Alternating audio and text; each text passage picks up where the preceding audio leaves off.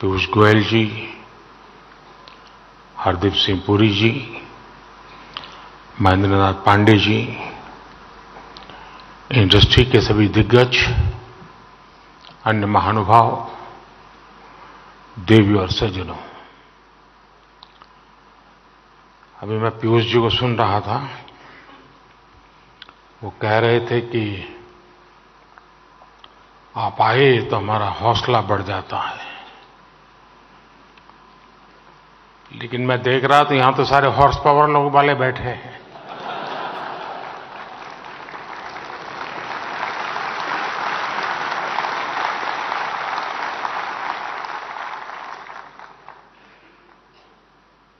तब तय हो गया है कि किसको कहां से हौसला मिलने वाला है।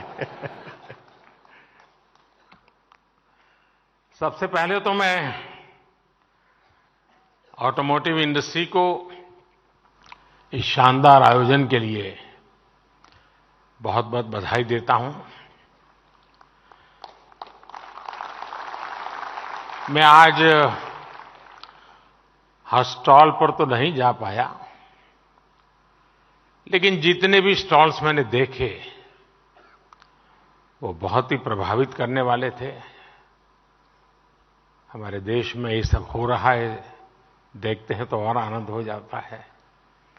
मैंने तो कभी गाड़ी खरीदी नहीं है, इसलिए मुझे कोई अनुभव नहीं है, क्योंकि मैंने कभी साइकिल भी नहीं खरीदी है। मैं दिल्ली के लोगों को भी कहूंगा कि इस एक्सपो को आकर जरूर देखें। ये आयोजन मोबिलिटी कम्युनिटी और पूरी सप्लाई चेन को एक मंच पे लाया है। मैं आप सभी का भारत मोबिलिटी ग्लोबल एक्सपो में अभिनंदन करता हूं और आप सबको बहुत बहुत शुभकामनाएं देता हूं। शायद आप में से कुछ लोगों को स्मरण होगा कि जब मेरी पहली टर्म थी, उस समय मैंने एक ग्लोबल लेवल की मोबिलिटी कॉन्फ्रेंस प्लान की थी। और उस समय की चीजें अगर आप निकाल के देखोगे तो बैटरी पर हमारा फोकस क्यों होना चाहिए, इलेक्ट्रिक व्हीकल की तरफ हमें कैसे जल्दी जाना चाहिए, इन सारे विषयों पर बहुत विस्तार से वो समिट हुआ था। ग्लोबल एक्सपर्ट्स आए थे। और आज मेरी दूसरी टर्म में मैं देख रहा हूं कि खासी मात्रा में प्रगति हो रही है, और मुझे विश्वास है कि तीसरी टर्म में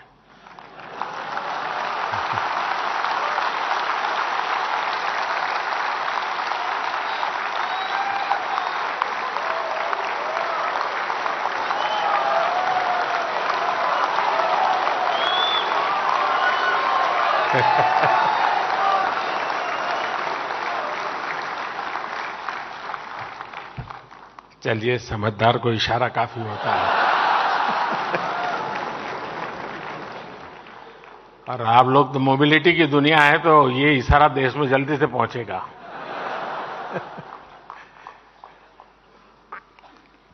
साथियों, आज का भारत 2047 तक विकसित भारत बनाने के लक्ष्य को लेकर आगे बढ़ रहा है। इस लक्ष्य की प्राप्ति में मोबिलिटी सेक्टर एक बहुत बड़ी भूमिका अदा करने वाला है। और मैंने लाल किले से कहा था, मैं आज दोबारा उसका पुनःस्मरण करा रहा हूं। उसमें मेरा एक विजन भी था, मेरा विश्वास भी था। और वो विश्वास मेरा अपना नहीं था, 140 करोड़ देशवासियों का सामर्थ्य के कारण वो विश्वास शब्दों में प्रकट हुआ था। और उस दिन मैंने कहा था लाल किले से, यही समय है, सही समय है।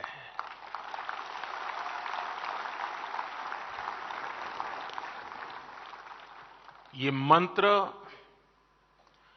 आपके सेक्टर पर बिल्कुल फिट बैठता है। एक प्रकार से India is on the move and is moving fast. Bharat के मोबिलिटी सेक्टर के लिए एक तरह से गोल्डन पीरियड का प्रारंभ है। आज भारत की अर्थव्यवस्था का तेजी से विस्तार हो रहा है और जैसा मैंने पहले कहा, हमारी सरकार की तीसरे टर्म में भारत का दुनिया की तीसरी सबसे बड़ी अर्थव्यवस्था बनना तय है।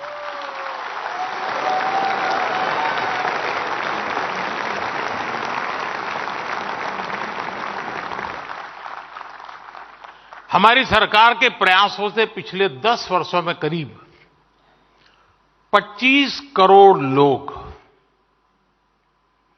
गरीबी से बाहर निकले हैं।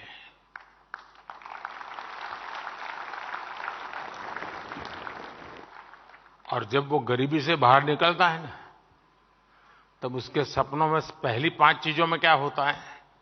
एक आप होते हैं।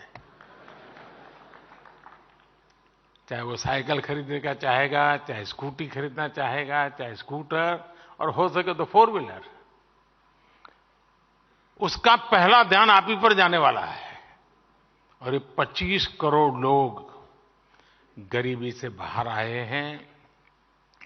आज भारत में बड़ी संख्या में न्यू मिडिल क्लास बना है, जिसकी अपनी आशाएं हैं, अपनी आकांक्षाएं हैं। शायद एस्पिरेशन का लेवल उस सोसाइटी में होता है, उस इकोनॉमिकल स्ट्राटा में होता है, वो शायद ही कहीं और होता है जी। जैसे व्यक्ति के जीवन में 14 से 20 साल का कालखंड जैसे एक प्रकार से अलग ही होता है, वैसा इनके जीवन में होता है। और इसको अगर हम एड्रेस करते हैं तो आप कल्पना कर सकते हैं हम कहां से कहां पहुंच सकते हैं जी। ये न्यू मिडिल क्लास, उसके एस्पिरेशंस, और दूसरी तरफ आज भारत में मिडिल क्लास का दायरा भी बहुत तेजी से बढ़ रहा है। मिडिल क्लास की इनकम भी बढ़ रही है। ये सारे फैक्टर्स भारत के मोबिलिटी सेक्टर को नई ऊंचाई देने वाले हैं। बढ़ती हुई अर्थव्यवस्था और बढ़ती हुई आय के बीच बढ़ते हुए कुछ आंकड़े आपके सेक्टर का हौसला बढ़ाने वाले हैं। मोदी नहीं, ये आंकड़े।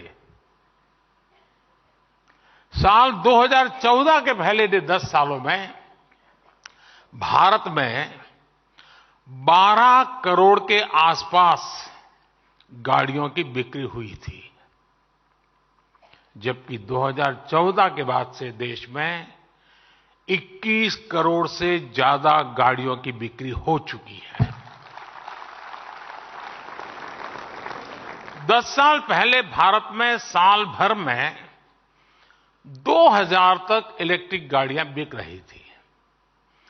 वहीं अब भारत में करीब 12 लाख इलेक्ट्रिक गाड़ियां हर साल बिक रही है। पिछले 10 साल में पैसेंजर व्हीकल्स की बिक्री में 60% की वृद्धि हुई है। भारत में 2 व्हीलर सेल्स भी 70% से ज्यादा बढ़ी है।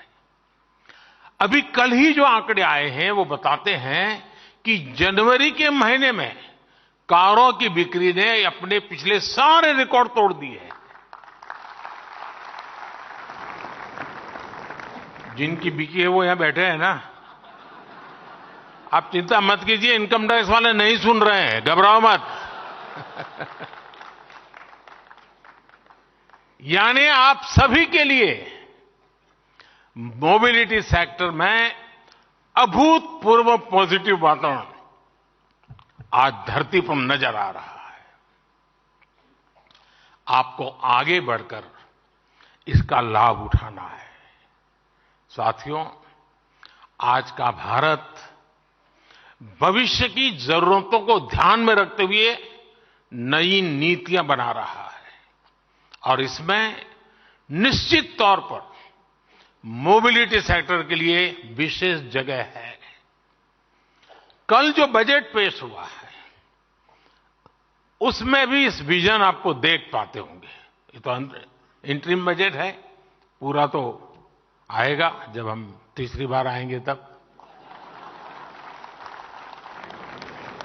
2014 में भारत का capital expenditure 2014 capital expenditure 2 lakh crore से भी कम था, 2 लाख करोड़ रुपए से कम था। आज ये 11 लाख करोड़ से भी ज्यादा हो गया है। कैपिटल एक्सपेंडिचर पर 11 लाख करोड़ रुपए का खर्च का ऐलान भारत के मोबिलिटी सेक्टर को अनेक विद अपॉर्चुनिटीज लेकर के आया है। ये न सिर्फ अर्थव्यवस्था को ताकत देगा बल्कि इससे रोजगार के भी नए अवसर बनेंगे। इस अभूतपूर्व इन्वेस्टमेंट की वजह से आज भारत में rail, road, airport, waterway transport यानी हर क्षेत्र का कायाकल्प हो रहा है। हम समुद्र और पहाड़ों को चुनौती देते हुए एक के बाद एक इंजीनियरिंग मार्वल तैयार कर रहे हैं और वो भी रिकॉर्ड समय में। अटल टनल से लेकर अटल सेतु तक भारत का इंफ्रास्ट्रक्चर डेवलपमेंट नए रिकॉर्ड बना रहा है।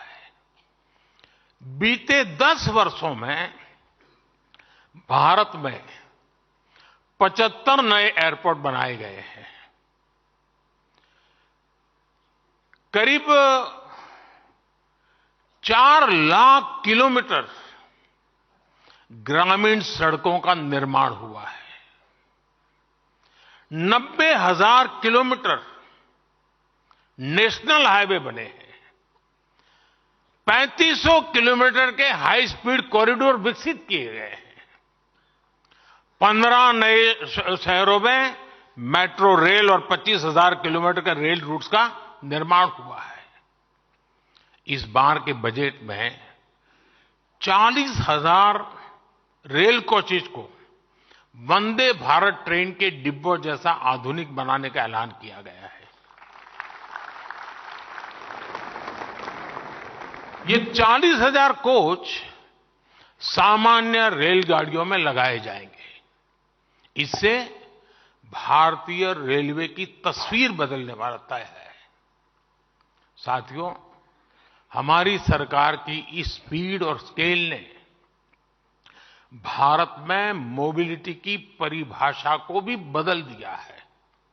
हमारी सरकार का जोर रहा है कि प्रोजेक्ट समय पर पूरे हों, अटके नहीं, भटके नहीं, लटके नहीं। ट्रांसपोर्टेशन को आसान बनाने के लिए, लॉजिस्टिक्स से जुड़ी चुनौतियों कम करने के लिए भी हमारी सरकार ने ऐतिहासिक बदलाव किए। पीएम गति शक्ति नेशनल मास्टर प्लान के तहत आज देश में इंटीग्रेटेड ट्रांसपोर्ट को बढ़ावा दिया जा रहा है। एयरक्राफ्ट और शिप लीजिंग के लिए गिफ्ट सिटी रेगुलेटरी फ्रेमवर्क बनाया गया है। लॉजिस्टिक चेन को आधुनिक बनाने के लिए सरकार ने नेशनल लॉजिस्टिक पॉलिसी बनाई है। सामान की ढुलाई में समय कम लगे, पैसा कम लगे, इसके लिए डेडिकेटेड फ्रेट कॉरिडोर विकसित किए गए हैं। कल बजट में जिन 3 रेलवे इकोनॉमिक कॉरिडोर्स की घोषणा की गई है वो भी भारत में ईज ऑफ ट्रांसपोर्टेशन को बढ़ाने का एक काम करेंगे।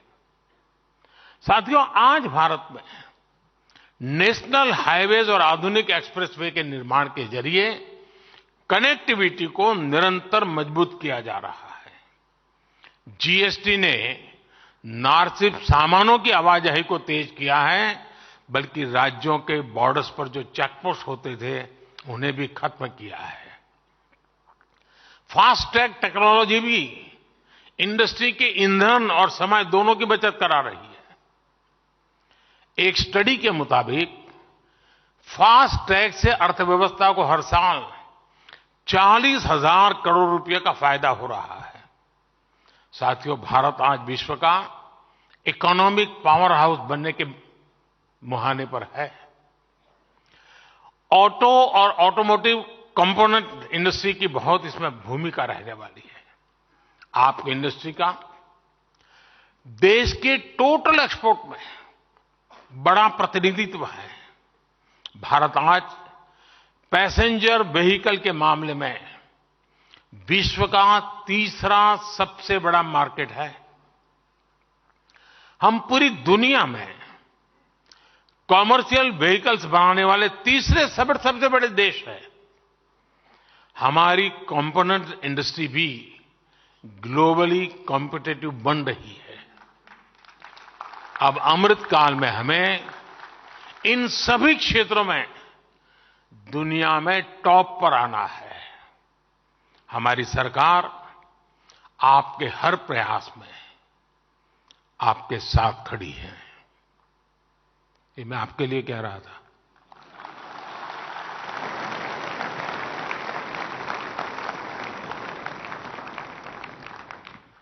आपकी इंडस्ट्री के लिए सरकार ने 25,000 करोड़ रुपए से ज्यादा की प्रोडक्शन लिंक इंसेंटिव स्कीम बनाई है।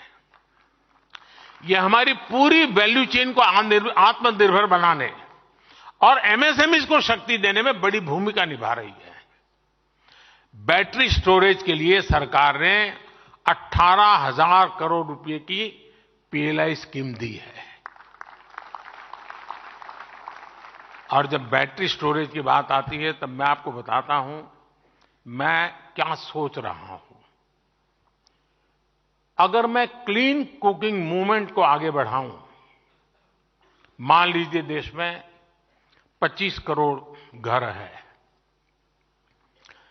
और रूफटॉप सोलर और बैटरी स्टोरेज की व्यवस्था और उससे कुकिंग की व्यवस्था, क्लीन कुकिंग की व्यवस्था, 25 करोड़ बैटरी की जरूरत, मतलब आपकी गाड़ियों से सैकड़ों गुना बैटरी की आवश्यकता, जो एक अपने आप में गाड़ी की बैटरी को एकदम सस्ता कर देगी।